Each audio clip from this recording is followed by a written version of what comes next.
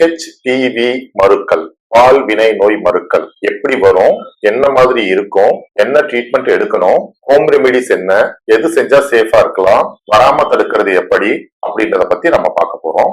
முழுசா ஹெச்பிவி பத்தி தெரிஞ்சுக்கணும் அப்படின்னா ஸ்கிப் பண்ணாம இந்த வீடியோவை பாருங்க. அனைவருக்கும் வணக்கம். நான் டாக்டர் செந்தில்குமார்.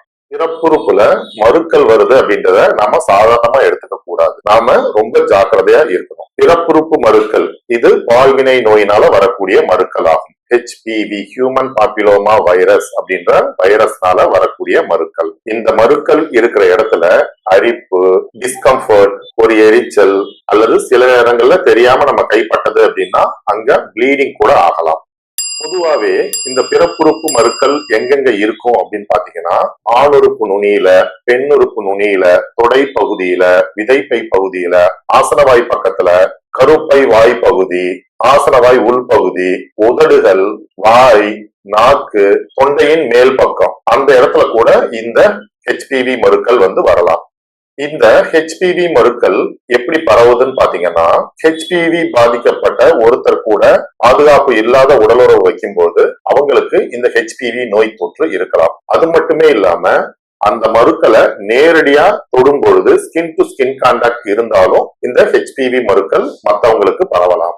ஹெச்பிவி மருக்களுடைய அறிகுறிகள் என்ன அப்படின்னு பாத்தீங்கன்னா எல்லாருக்குமே மருக்கள் ஒரே மாதிரி இருக்காது. ஒரு சிலருக்கு பால் நிறத்துல இருக்கும், ஒரு சிலருக்கு வெள்ளை நிறத்துல இருக்கும், ஒரு சிலருக்கு காலிஃபிளவர் ஷேப்ல இருக்கும், ஒரு சிலருக்கு பட்டாணி மாதிரி இருக்கும். சோ ஒவ்வொரு மருக்களும் சைஸ், ஷேப்பு இதெல்லாம் வேரியேஷன்ஸ் இருக்கலாம். மருக்கள் இருக்கு அப்படின்னா ஒரு இடத்துல அப்படியே கொத்து கொத்தா மருக்கள் இருக்கும். ஒரு சிலருக்கு பரவலா இருக்கும். ஹெச்பிவி தொற்று உள்ள நபர் கூட உடலுறவு வைக்கும் பொழுது வலி, ரத்தப்போக்கு, ரத்த கசிவு இதெல்லாம் வரலாம். இந்த நோய் தாக்குதல் எப்படி வரும் அப்படின்னு பாத்தீங்கன்னா ஆசனவாய் வழியாவோ, வாய் வழியாவோ அல்லது பெண்ணுறுப்பு வழியாவோ பாதுகாப்பட்ட உடலுறவு வைக்கும் பொழுது அவங்களுக்கு இந்த நோய் தொற்று வரக்கூடிய வாய்ப்புகள் உண்டு.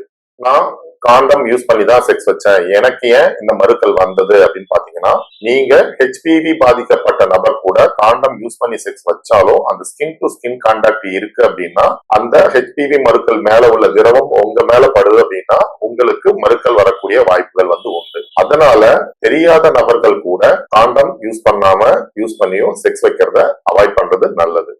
எனக்கு மருக்கள் இருந்தது டாக்டர், நான் ட்ரீட்மெண்ட் எடுத்தேன், அதுல ஆசிட் அப்ளை பண்ணேன், கிரையோ சர்ஜரி மூலமா நான் ரிமூவ் பண்ணிட்டேன், லேசர் மூலமா நான் ரிமூவ் பண்ணிட்டேன், இருந்தாலும் எனக்கு திரும்ப திரும்ப பழைய அளவை விட அதிகமா மருக்கள் வருது, இது ஏன் டாக்டர் அப்படின்னு நிறைய பேர் கேட்பாங்க.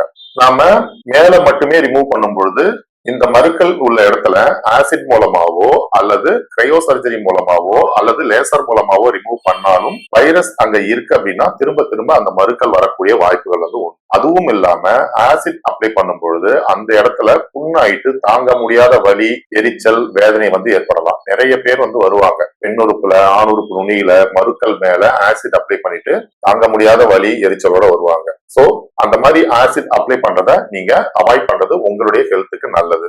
எனக்கு ஹெச்பிவி மருக்கள் இருக்கு டாக்டர், எனக்கு வலிக்குது, சில நேரங்கள் அரிக்குது, நான் என்ன பண்ணணும் அப்படின்னு நீங்க கேட்டீங்க அப்படின்னா ஹோம் ரெமிடிஸ் பாத்தீங்கன்னா மருக்களுக்கு வீட்டிலேயே நீக்கக்கூடிய சிகிச்சைகள் கிடையாது. ஆனா வலியோ, ரத்த கசிவோ, எரிச்சலோ, அரிப்போ இருக்கு அப்படின்னா அது மேல நீங்க ஐஸ் பேக் வைக்கலாம். தேவைப்பட்டா கோகனட் ஆயில் லைட்டா மேல அப்ளை பண்ணிக்கலாம் அந்த எரிச்சல் வலிய கம்மி பண்றதுக்கு. மஞ்சள் நீங்க தடவிக்கலாம். ஆலோவேரா ஜெல் நீங்க அப்ளை பண்ணலாம். இதெல்லாம் டெம்பரவரி ரிலீஃப் கொடுக்குமே தவிர உங்களுக்கு பர்மனன்ட் ரிலீஃப் கொடுக்காது.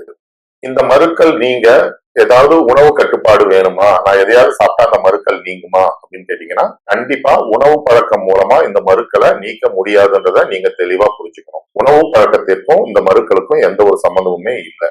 ஓகே டாக்டர், எனக்கு திரும்ப திரும்ப இந்த பால்வினை நோய் மருக்கள் இருக்கு, நான் இப்ப என்ன பண்ணணும், எனக்கு ஒரு தெளிவான வழிகாட்டுங்க அப்படின்னு நீங்க கேக்குறீங்க அப்படின்னா நோயின் அறிகுறிகளுக்கு ஏற்ற ஹோமியோபதி மருந்துகள், symptomatic and constitutional homeopathic medicines இந்த பால்வினை நோய் மருக்களுக்கு நல்ல ரிசல்ட் கொடுக்குது. நீங்க தயங்காம ஹோமியோ ட்ரீட்மெண்ட் எடுத்து இந்த பால்வினை நோய் மருக்கள் பிரச்சனையிலிருந்து வெளிவந்து சந்தோஷமா வாழுங்க. எல்லாரும் கேட்கக்கூடிய ஒரு காமன் கொஸ்டின், பால்வினை நோய் மருக்கள் வந்தா அது கேன்சரா மாறுமா அப்படின்ட்டு. நீங்க மருக்களுக்கு சரியான தகுந்த சிகிச்சை எடுக்காம கேர்லெஸ்ஸா இருக்கீங்க அப்படின்னா மாறதுக்கான வாய்ப்புகள் உண்டு. நீங்க கரெக்டான ட்ரீட்மெண்ட் எடுத்து இந்த பிரச்சனையில இருந்து வெளிவந்துடுறீங்க டாக்டருடைய அட்வைஸ் பிரகாரம் அப்படின்னா நீங்க பயப்பட வேண்டிய அவசியம் கிடையாது. தேவையில்லாம போட்டு குழப்பிக்காதீங்க.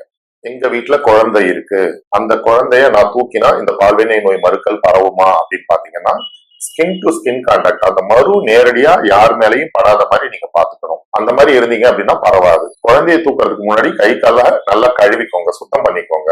ஒவ்வொரு முறை செக்ஸ் வச்சதுக்கு அப்புறமும் ஆணுறுப்பு பெண்ணுறுப்ப மைல்டு சோப் போட்டு கழுவிக்கிறது நல்லது. தண்ணி மேல இருந்து கீழே விழற மாதிரி நீங்க பாத்துக்கணும். அதே மாதிரி பெண்ணுறுப்ப கழுவும் பொழுது மேலிருந்து கீழே கழுவணும். ஆணுறுப்பையும் அதே மாதிரி தான் கழுவணும். எனக்கு ஹெச்பிவி மருக்கள் இருக்கு, நான் என் வைஃப் கூட நான் செக்ஸ் வைக்கலாமா அல்லது நான் என் ஹஸ்பண்ட் கூட செக்ஸ் வைக்கலாமா அப்படின்னா, நீங்க பாதுகாப்பற்ற உடலுறவு வைக்கிறீங்க அப்படின்னா உங்க மனைவிக்கோ கணவருக்கோ இந்த ஹெச்பிவி நோய் தொற்றக்கூடிய வாய்ப்புகள் வந்து உண்டு. சோ ட்ரீட்மெண்ட் எடுத்து அந்த ஹெச்பிவி பிரச்சனையில இருந்து முழுசா வெளிவந்து அதுக்கப்புறம் நீங்க செக்ஸ் வைக்கிறீங்க அப்படின்னா நீங்க பயப்பட வேண்டிய அவசியம் கிடையாது. ஓகே டாக்டர், ஹெச்பிவி வராம தடுக்க நான் என்ன பண்ணணும் அப்படின்னு கேட்டீங்கன்னா, இது மோஸ்ட்லி செக்ஷுவல் டிரான்ஸ்மிட்டட் டிசீஸ் அப்படின்றதுனால தெரியாத நபர்கள் கூடவோ அல்லது தெரிந்த நபர்கள் கூட பாதுகாப்பு இல்லாமலோ உடலுறவு வந்து வைக்க கூடாது. இத கம்ப்ளீட்டா அவாய்ட் பண்ணணும் அப்படின்னா தெரியாத தெரிந்த நபர்கள் கூட செக்ஸ் வைக்கிறத அவாய்ட் பண்றது ரொம்பவே பெஸ்ட். அடுத்தவங்களுடைய பர்சனல் பிலாங்கிங்ஸ, எஸ்பெஷலி இன்னர்ஸ், டவல்ஸ், இந்த மாதிரியான ஐட்டம்ஸை ஷேர் பண்ணிக்காம இருக்கிறது பெஸ்ட். அடுத்தவங்களுடைய சோப்பு, அடுத்தவங்களுடைய டவல், அடுத்தவங்களுடைய ரேசர் இதெல்லாம் வந்து யூஸ் பண்ணாம இருக்கிறது உங்களுக்கு நல்லது. ஹெச்பிவி எனக்கு இருக்கு, இதனால என் உயிருக்கு ஆபத்து வந்துடும், நான் பயப்படுறேன் டாக்டர் அப்படின்னு ஒருத்தர் கேட்டிருக்காரு. ஹெச்பிவி இருக்கு அப்படின்னா அது உயிருக்கு வந்து ஆபத்து கிடையாது, அன்லஸ் அது கேன்சரா மாறினா தவிர. கேன்சரா மாறாதது உங்ககிட்ட தான் இருக்கு. நீங்க அதுக்கு தகுந்த ட்ரீட்மெண்ட் எடுத்து அந்த பிரச்சனையில இருந்து வெளிவந்து சந்தோஷமா வாழுங்க. மகிழ்ச்சியாக வாழ வாழ்த்துக்கள். நன்றி, வணக்கம்.